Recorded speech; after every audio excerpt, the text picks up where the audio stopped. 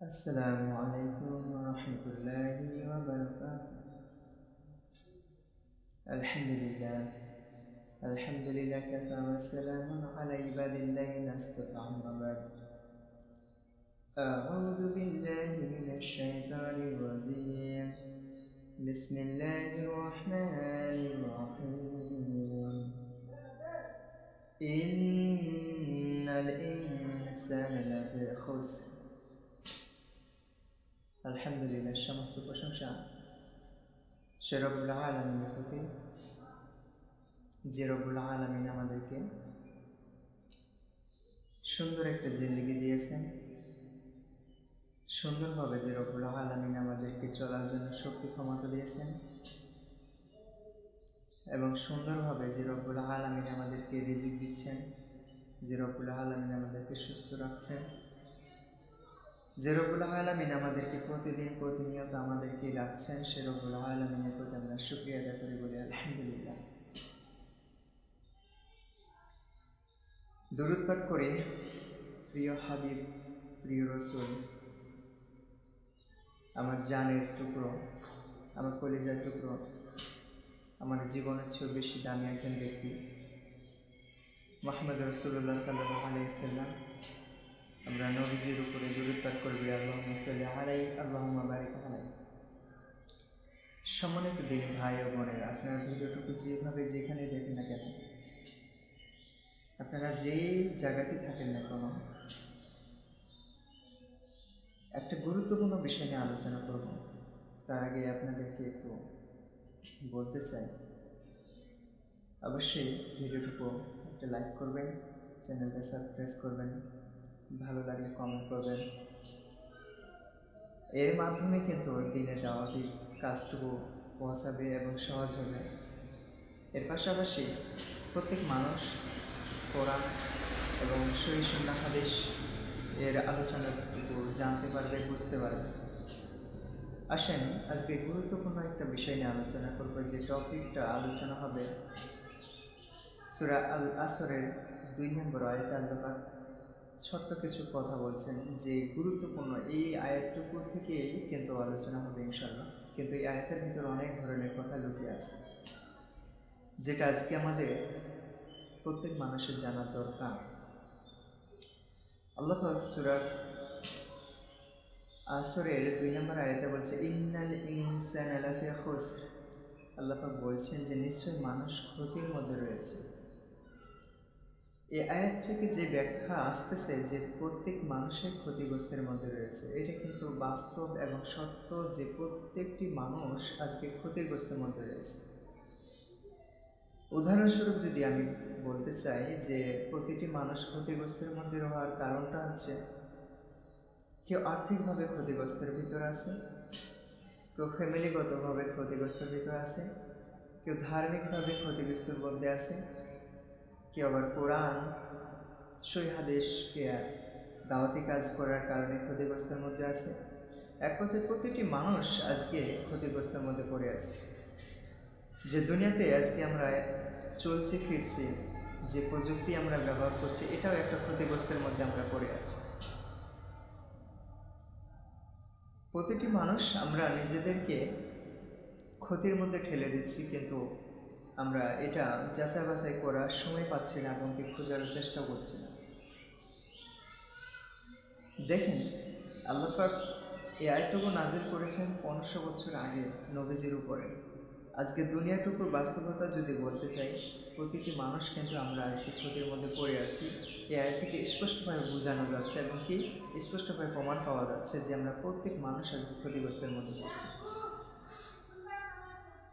1 নম্বর ক্ষতিগ্রস্তের মধ্যে যদি আমি বলি যে আমরা আল্লাহর দিকে ফিরে না আসার কারণে, আল্লাহ কোরআন এবং হাদিসকে না মান্য করার কারণে, ইবাদত বন্দেগী না করার কারণে আমরা একদিকে ক্ষতিগ্রস্ত হচ্ছি।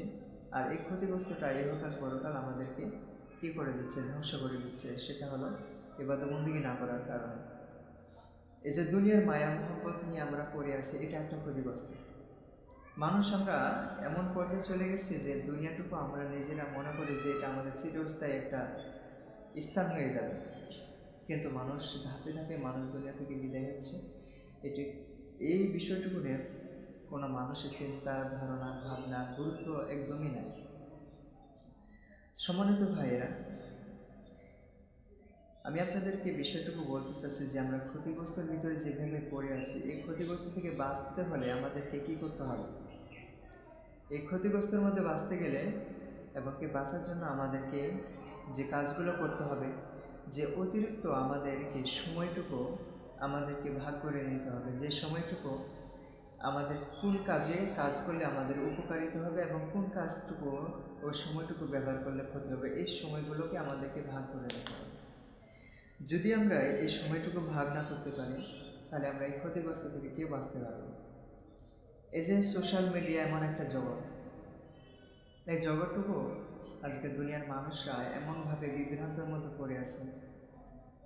প্রত্যেকটি মানুষ আজকে সোশ্যাল মিডিয়াতে, ইন্টারনেটে সময় দিচ্ছে, কিন্তু তাদের হাতে সালাত আদায় করার মতো আর কোনো সময় নেই। কিন্তু দেখেন, প্রতিটি মানুষ সময়টুকু নষ্ট করতেছে মোবাইলের ভিতরে, ইন্টারনেটের ভিতরে, এই সোশ্যাল মিডিয়ার ভিতরে তাদের সময়টুকু ব্যয় করছে, কিন্তু নামাজটুকু আদায় করার জন্য তার কাছে সময় থাকে না। সালাত যে আদায় করবে সেটুকু তার সময় থাকে না। এটা একটা বিশাল ক্ষতিগ্রস্ত। কেননা পৃথিবীর মধ্যে সবচেয়ে ক্ষতিগ্রস্ত মানুষ তারাই যারা 5 ওয়াক্ত সালাত আদায় করে। তো যারা 5 ওয়াক্ত সালাত আদায় করে না, তারাই কিন্তু দুনিয়ার মধ্যে সবচেয়ে বেশি ক্ষতিগ্রস্ত। সে যতই দুনিয়ার ভিতরে মনে করুক যে আমি ধন সম্পদ দিক থেকে, টাকা পয়সার দিক থেকে, সম্মান দিক থেকে আমি ভালো আছি, এটা কিন্তু তার জন্য সবচেয়ে একটা ভয়ানক একটা দিক। আসলে সে দুনিয়ার মধ্যে যতটুকু আছে তার চেয়ে ভয়ানকভাবে দুনিয়ার ভিতরেও সে কষ্টের মধ্যে আছে, আর দুনিয়ার মধ্যে সবচেয়ে পেরেশানির মধ্যে আছে। সম্মানিত দিনী ভাই বোনেরা, আসলে এর থেকে আমাদেরকে বাঁচতে গেলে আমাদেরকে কোরআন হাদিসকে আঁকড়ে ধরতে হবে, ঠিক মতন ইবাদত করতে হবে এবং কি সালাত আদায় করতে হবে, আল্লাহর আহকামগুলো আমাদেরকে পালন করতে হবে। নাহলে যে আমরা ক্ষতিগ্রস্তের মধ্যে রয়েছি, এই ক্ষতিগ্রস্তটাও আমাদেরকে দুনিয়াতেও যেরকম ধ্বংস করে দেবে, পরকালেও আমাদেরকে ধ্বংস করে দেবে। আমরা দুনিয়ার ভিতরে কিছু কিছু কাজের দিকে আমরা নিজেরা উঠে পড়ে লাগছে, সেটা হলো দুনিয়ার ভিতরে একটা ভয়ানক রূপ ধারণ করছে, যেটা হলো প্রত্যেক মানুষের ভিতরে কাজ করছে, সেটা হলো সোশ্যাল মিডিয়াতে ভাইরাল হওয়া। হয় নারী হোক বা পুরুষ হোক, প্রতিটি মানুষ আজকে সোশ্যাল মিডিয়াতে ভাইরাল হওয়ার কারণ হওয়ার চেষ্টার জন্য উঠে পড়ে লাগছে। ভাই দেখেন, আমি আপনাদেরকে বলি যে আল্লাহ যদি কবুল না করে, আপনি যতই চেষ্টা করেন না কেন সেটা কখনো সফলতা অর্জন করতে পারবেন না। আবার রব্বুল আলামিন যেটা যদি কবুল করে না, সেটা দেখবেন যে অল্প সময়ের মধ্যে আপনি অর্জন করে ফেলছেন। আর যদি আল্লাহ কবুল না করে, সেটা আপনি হাজার চেষ্টা করলেও সেটা কখনো কী করতে পারবেন না, কামিয়াবি হতে পারবে না, সফলতা অর্জন করতেও পারবে না। তাহলে দুনিয়া ধ্বংসের ভিতরে আমরা পড়ে আছি। এই দুনিয়া ধ্বংসটুকু আমরা দিনে জীবতে চেষ্টা করতে হবে, এই দুনিয়া ধ্বংস থেকে বাঁচার। আজকে আমাদের সমাজের ভিতরে নারী এবং পুরুষ প্রতিটি মানুষ আমরা ধ্বংসের ভিতরে যাচ্ছি, যে নারী করিয়া। এবং দেখেন যে সোশ্যাল মিডিয়াতে, ইন্টারনেটে জগতে সময়টুকু দেওয়ার কারণে আমরা প্রত্যেকটি মানুষের ধ্বংসের দিকে চলে যাচ্ছি। তাহলে এখানে মুমিন হতে পারলে কিন্তু ধ্বংস দিকে হবে না। আপনি যদি সময়টুকু আপনি কাজে লাগাতে পারেন, আপনার সময়টুকু যদি ভাগ করে নিয়ে আপনি সময়টুকু সময় মতনভাবে কাজ করেন, আপনি একটা সময় বাইর করলেন যে সময়টুকু আল্লাহর ইবাদতের মধ্যে কাটাবেন, আরেকটা সময় বাইর করলেন যে সময়টুকু আপনি কাজকর্ম করবেন। তবে আল্লাহ নবীজি আমাদেরকে শিখিয়েছেন যে তোমরা সালাত আদায় করো এবং সালাত আদায় করার পর আপন আপন কাজে কি হয়ে যাও, লিপিবদ্ধ হয়ে যাও।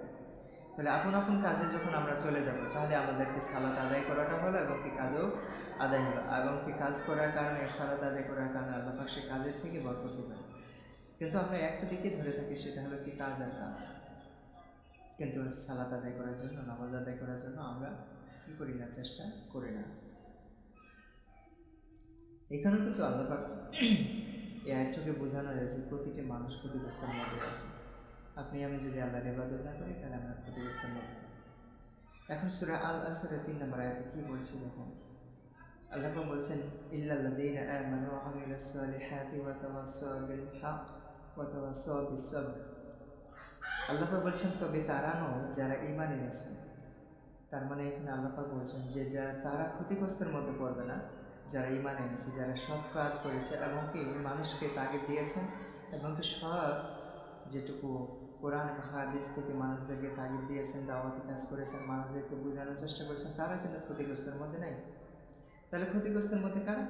যারা আল্লাহর ইবাদতবন্দি করে না, যারা আল্লাহর আহকামগুলো পালন করে না, নবীজির আদর্শ পালন করে না, রাসূলের আদর্শ পালন করে না, এবং কি রাসূলের তরিকায় চলার তাদের চেষ্টা থাকে না, সেই মানুষগুলো ক্ষতিগ্রস্ত। এই আয়াত থেকে স্পষ্টভাবে বুঝে যাবে, আল্লাহ পাক বুঝাচ্ছেন যে তবে তারা নয় যারা ঈমান এনেছে।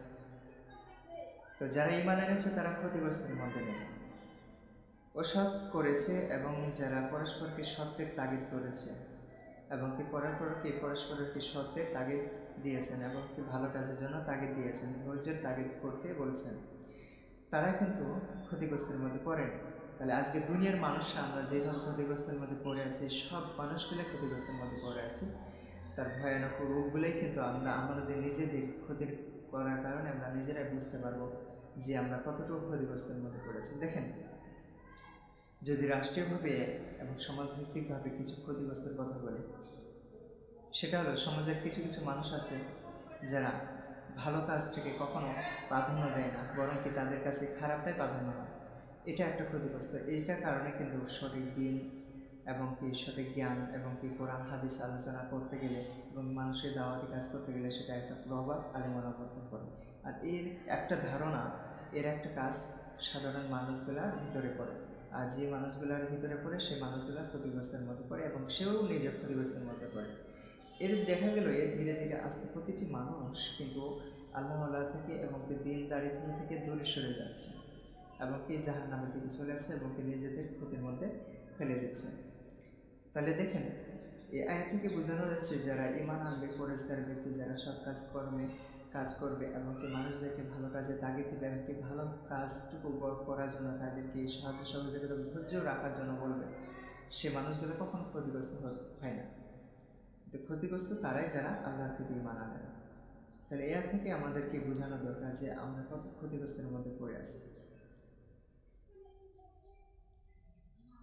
তো আল্লাহ পাক আমাদেরকে এই আয়াতগুলো থেকে স্পষ্টভাবে যে আলোচনাগুলো বলছে, সেই আলোচনাগুলো আল্লাহ পাক প্রতিটি মানুষকে বোঝার তৌফিক দান করুন। আমিন।